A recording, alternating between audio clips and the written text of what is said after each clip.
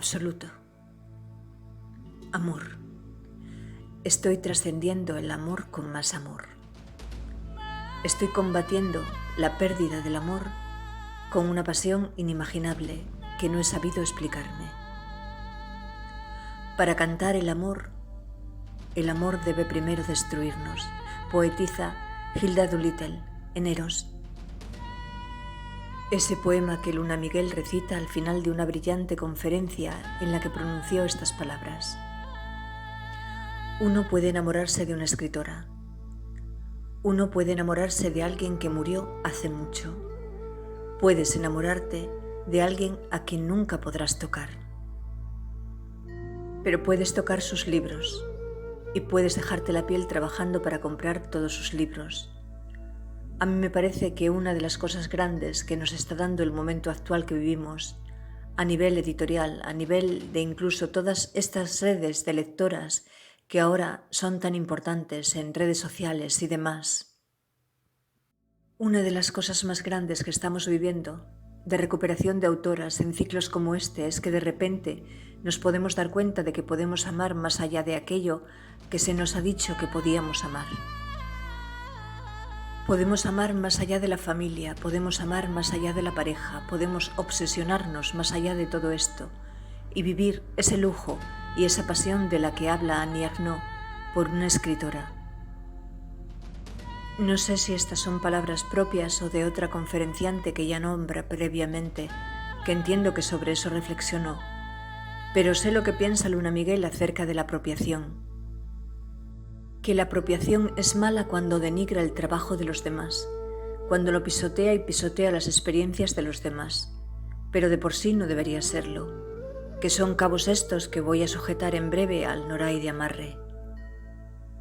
Yo estoy empezando a amar las contradicciones de Luna Miguel porque son muy semejantes a las mías y no sé si a las tuyas, pero no estoy hablando de narcisismo, sino de aquello que ella dijo cuando se encontraba en la librería Antígona con Marina Padrón, eso de la respiración pulmonar. Pero en la presentación de Barcelona, la que habló de ello fue Daniela Dermaziani, en un hermoso audio de voz que se pudo escuchar, ya que ella se encontraba en Cádiz, no recuerdo haciendo qué cosa. Y lo que Luna Miguel dijo en ese momento fue lo siguiente. La separación entre los versos es una burla o un juego que tiene que ver también con mi incapacidad como escritora para trabajar la métrica tradicional. Y es por eso que cuando utilizo esas barras es algo solo estético. Quiero que sea algo puramente estético.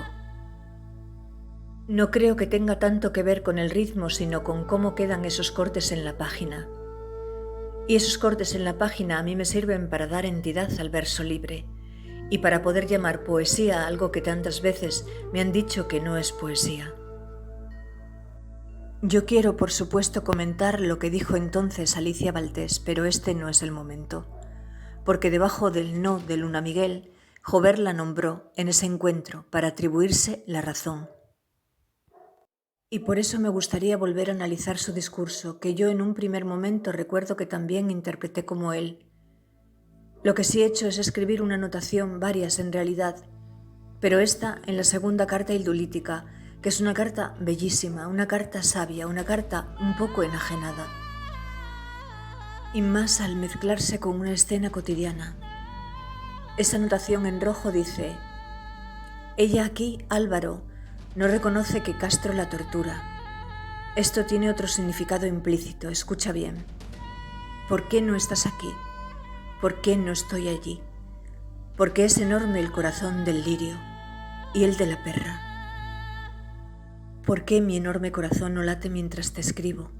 Querido mío, las preguntas necias me encantan y me torturan.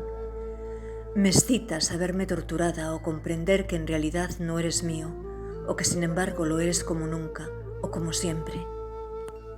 Como las cosas que al ser intermitentes duelen y calman.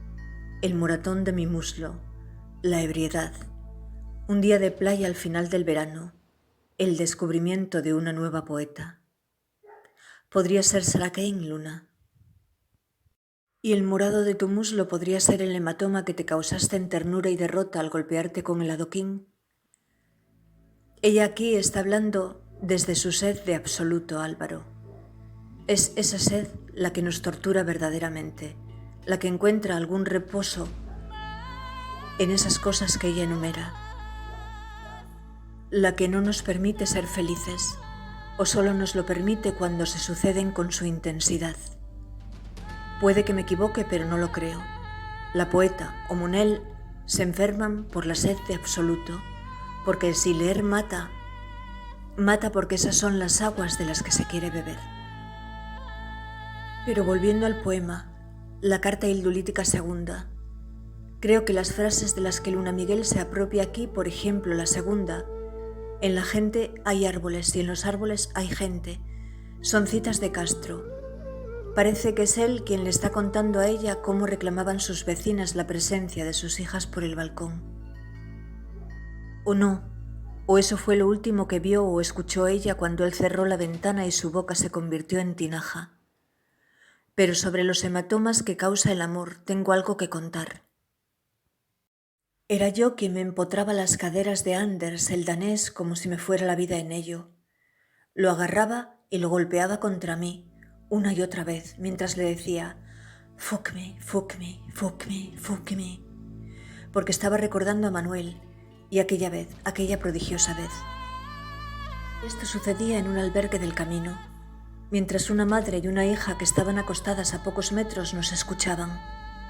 A mí eso me excitaba aún más y seguía susurrando «Fuck me, fuck me, fuck me», porque yo no sé cómo, todavía, las había convencido de que aquello era necesario que pasara. Y nunca llegué a sentir el dolor del que daban fe los hematomas de mis pechos. «Esto te lo hice yo», me dijo Anders horrorizado cuando nos volvimos a encontrar días más tarde en un pueblo bastante alejado de aquel punto. Yo asentí y él no sabía qué hacer para que lo perdonara. ¿Fue eso tortura? ¿Puede llamarse así al ardor del amor? Los hematomas pasaron y él también pasó.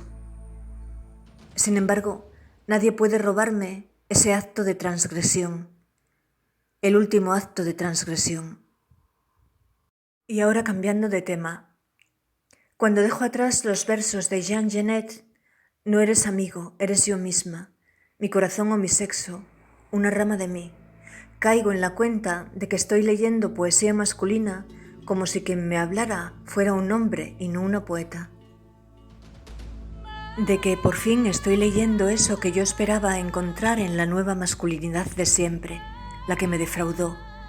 Y me pregunto si cuando Luna Miguel dice que ha escrito libros para otros ejerciendo de escritora fantasma, esos otros también son Antonio J. Rodríguez.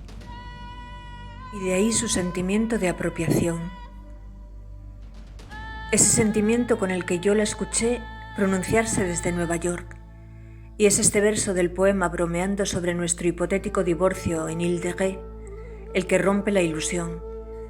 No sé cuántas veces me he repetido esa frase de Rosario Ferré. Entonces cierro el poemario y pienso en viajar hasta el sillón de la sala para acostarme sobre él y averiguar si puedo dormir un par de horas más. Ni siquiera son las 2 de la mañana. Es ahí cuando cobro conciencia de que yo, además de aquello con Antonio, también me inventé un protagonista masculino en Calle Gam. De Giro, un híbrido entre Hubert, mi profesor de francés del que estaba enamorada, y el actor Filippo Svalchero, el malatesta de A la Triste, pero no sé por qué lo olvidé hasta ahora. De Giro, escrito de Chiro. La parte que más disfruté escribiendo fue cuando él experimenta que se está enamorando de una chiquilla fantasmagórica que era todo ojos grises, blanquidad y caminaba descalza, que ha conocido cruzando el puente sobre el río Miño, en la ciudad de Lugo. Una personificación de la bruma que hasta podía leerle el pensamiento. Aunque sí disfruté como disfruté fue porque en ella Manuel nos adelantaba, un peregrino silencioso que andaba como un lobo y con el que ella se acababa marchando. Yo, sin embargo, llegué aquella tarde a San Román de la Retorta, donde sucedió esa historia con el danés. Que se agarrara a mis pechos como se agarró para soportar mis embestidas fue lo de menos. Lo que importó fue el éxtasis en el que yo, días antes de que mis hematomas desaparecieran, se lo compartí a Manuel. Luna Miguel dice que es gracias a la voz masculina que ella se permite utilizar el humor, y la entiendo, porque yo también me tomé mis licencias a través de Shiro, de Hiro. Y Luna Miguel también dice que es gracias a la voz masculina que ella se permite hablar de amantes, sobre cosas que su poesía nunca había construido. Que es gracias a la voz masculina que se puso teórica y que no se sintió mal citando constantemente a autores, porque si nosotras citamos constantemente autores es que no tenemos ideas propias, pero si lo hacen los hombres es que son eruditos. Entonces prosigue diciendo que es gracias a esa voz masculina que ella juega con ello y hace todo lo que cree que no había podido hacer hasta la fecha en su poesía. Pero también sabe que es una fórmula que no quiere repetir, porque ser un macho es muy difícil, es muy cansado y no merece la pena. Porque como al fin y al cabo no lo es, se coloca en un lugar de privilegio, pero también de responsabilidad. Hacia esa vida, creo que quiso decir. Y otra cosa que hizo desde el privilegio fue robarse a sí misma. Porque además de esas bases de las que ya hemos hablado en poesía masculina y versos suyos hasta de cuando tenía 15 años, y ella lo que hace en ese poemario es crear a un hombre que le está robando a ella como escritora. Complejo, ¿no? Pero como han hecho tantos poetas a lo largo de la historia. Y se roba temas y experiencias, y eso le pareció un juego muy interesante, un juego que le hizo darse cuenta de cuántos no privilegios había tenido ella antaño. La pregunta que dio lugar a esta disertación no la reproduzco, pero era muy inteligente y necesaria.